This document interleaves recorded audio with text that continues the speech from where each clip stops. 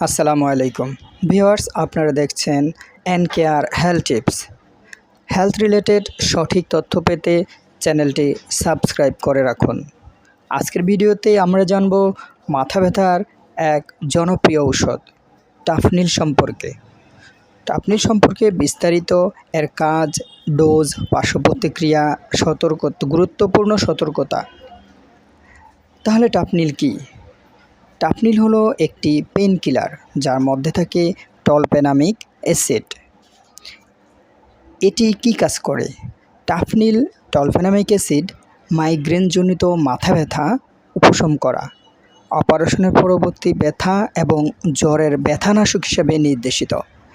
এই ওষুধটি মূলত মাথা ব্যথার জন্যই ব্যবহার করা হয় এবং খুব ভালো কাজ করে থাকে, তাই সবার কাছে এর জনপ্রিয়তা তুঙ্গে। এখন জানব কে খেতে পারবে আর কে পারবে না। প্রাপ্তবয়স্ক পুরুষ ও মহিলা উভয় খেতে পারবে। 18 বছরের কম বয়সী রোগীদের ব্যবহারের জন্য সুপারিশকৃত নয়। গর্ভাবস্থায় ও স্তন্যদানকালে এই ওষুধটি ব্যবহারের জন্য সুপারিশ করা হয়নি। শুধুমাত্র একজন রেজিস্টার্ড ডাক্তার বিবেচনা করবেন। এই ওষুধের কিছু সতর্কতা মেনে চলতে হবে।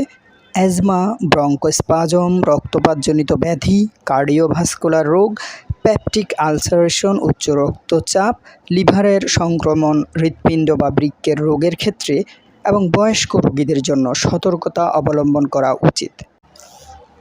এর মাত্রা ও সেবনবিধি। প্রাপ্তবয়স্ক। তীব্র মাইগ্রেন আক্রমণ। মাইগ্রেনের প্রথম লক্ষণ দেখা দিলে 200 মিলিগ্রাম।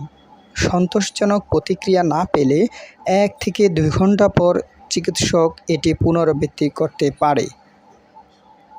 হালকা থেকে মাঝারি ব্যথা 100 থেকে 200 মিলিগ্রাম দিনে 3 বার দেওয়া যেতে পারে।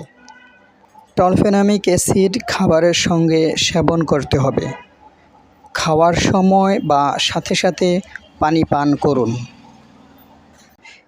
এই ওষুধের কিছু পার্শ্ব প্রতিক্রিয়া হতে পারে: বিষণ্ণতা, ডায়রিয়া, মাথা ঘোরা, তন্দ্রা, অস্থিরতা, বমি বমি ভাব, রক্তচাপ বেড়ে যাওয়া ইত্যাদি।